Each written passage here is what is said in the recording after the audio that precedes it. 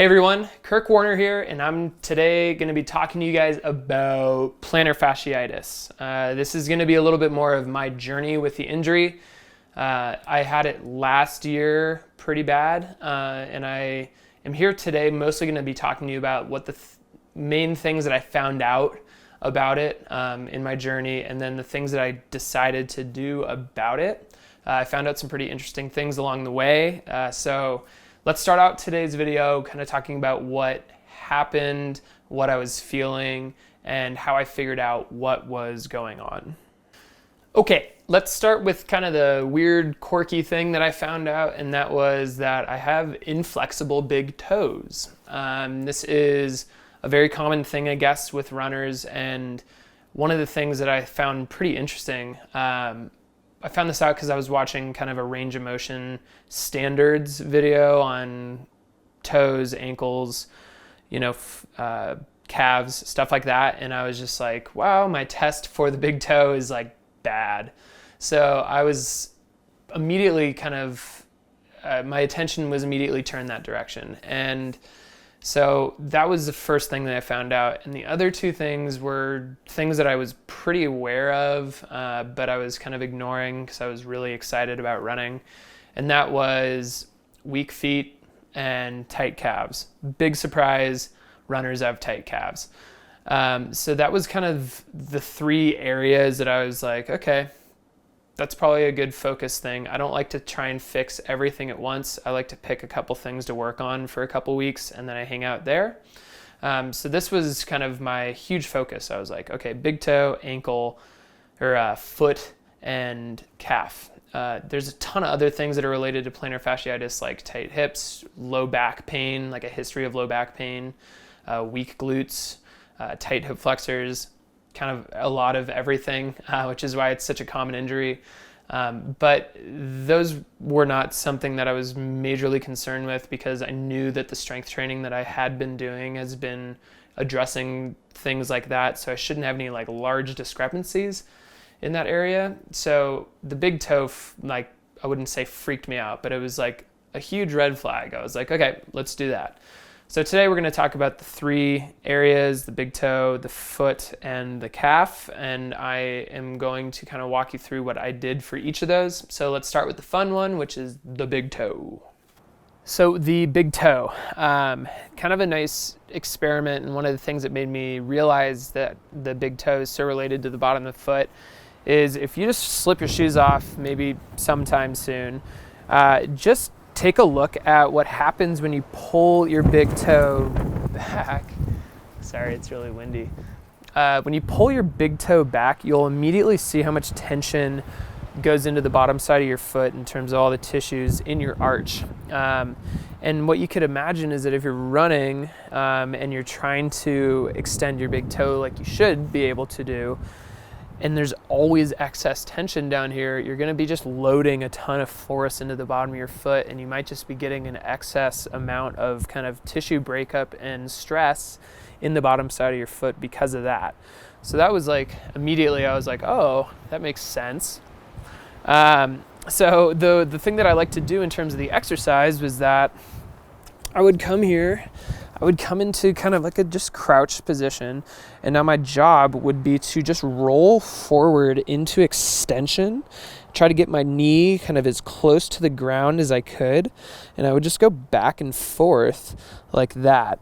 Now, something you want to consider when you're doing this is that you don't want to let yourself kind of avoid your big toe. So you'll want to kind of roll outwards towards your little toes, and you want to keep your ankle really straight forward as you go through that, or else you're really not going to do much for your toe. You'll just feel a bunch of pressure up here in the top side of your toe, and that's perfect. I would spend kind of like 2 to 3 minutes on each foot. I wouldn't be doing anything that makes me uncomfortable. So just kind of go to where you feel like it's loosening up, and then just go back and forth, kind of pulsing back and forth. So that's your first exercise for your big toe. So for the foot health and kind of stability and strength, disclaimer, this isn't going to be like the sexiest thing ever, but building strength in your feet is obviously going to be something that is important for kind of bolstering the entire foot and the ankle. So the kind of basis that I liked to operate in was just, can I balance on one foot with my foot in a good position? Now, to first touch base on what a good position is, I know a lot of you are going to be like, I have flat feet. Oh my gosh. Even if they're flat, there's still muscles in there that you can be working. So the difference that we're talking about today is like an active arch. So your arch is pulled up, big toe still on the ground. It's kind of just like a great active position of your foot. And the difference being active, broken, sad foot.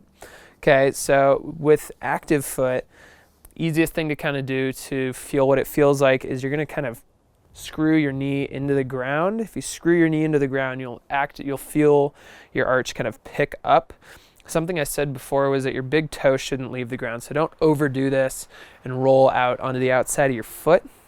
So this kind of active position that we get into, kind of feels like you're gripping the ground with your toes, is where we want to live while we do these balancing exercises.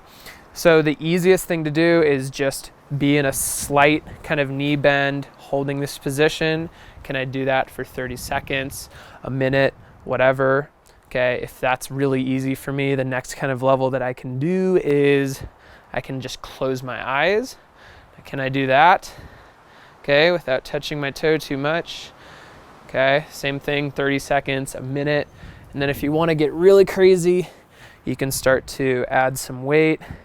Okay, it'll force you to kind of deal with your leaning and your wrongdoings more. Okay, and if you get really excited, you can add some sort of movement where you can pass the weight around your body. The best thing to do is to just stare at your arch the whole time that you're doing it, so that you're paying attention to make sure it's in a good position, so you're not strengthening your foot in kind of I wouldn't call it a bad position, but not the position that's going to end up helping us down the road. So yeah, start to experiment with those. Start with whatever is easiest and then start to build yourself up. Try it once a day. It's not going to be something that makes you super sore, but it's going to start to indoctrinate what it feels like to have a good foot position, and then you can start to think about it when you run as well.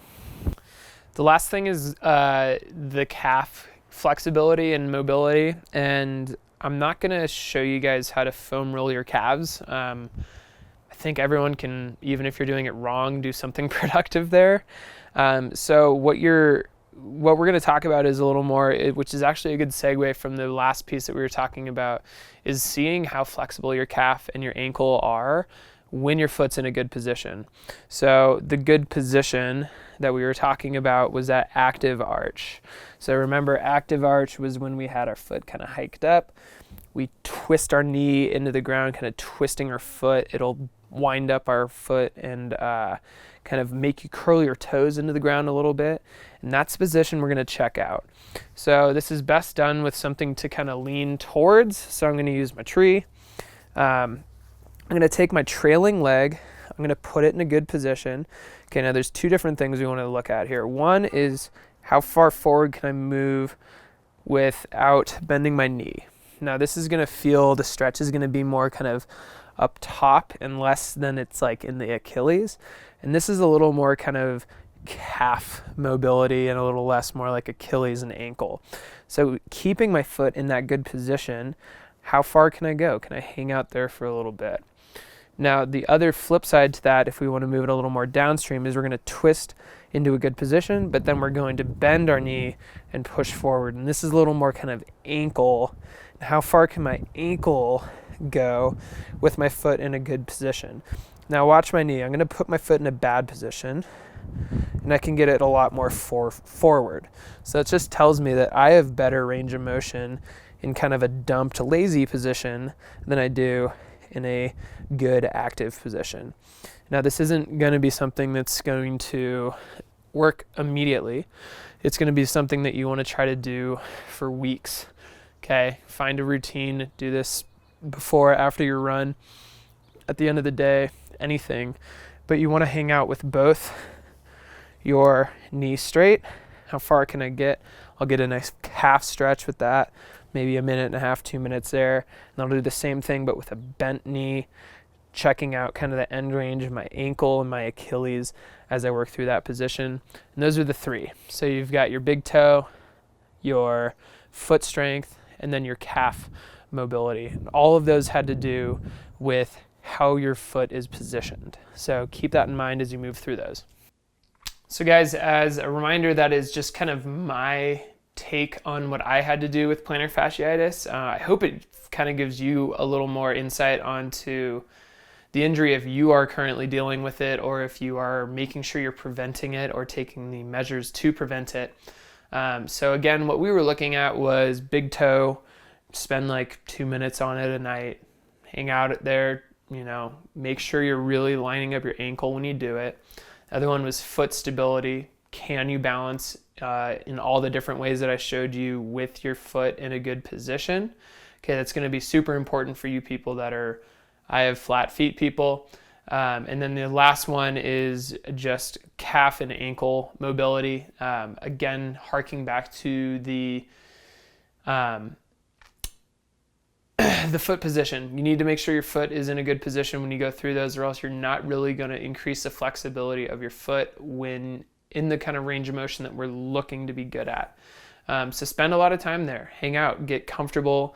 These kind of things end up getting repetitive and a little boring, but when you really want to create a remedy for something that's been ailing you, making a habit out of it and just getting to it every day or every couple days, etc., is really the thing that's going to matter. Not sitting down and doing this like 3 hours on a Sunday. It's more like 10, 15 minutes a night kind of deal is always going to give you a better result than like hammering yourself once a week. So try to make a habit of it. Hope that helps. If you guys like this video, let me know by clicking the like button below. If you haven't already subscribe to our channel. If you have any questions for me, leave it in the comments. Tons more stuff. Go check out other videos, explore, learn, be the best runner you can be. I'll see you guys in the next one.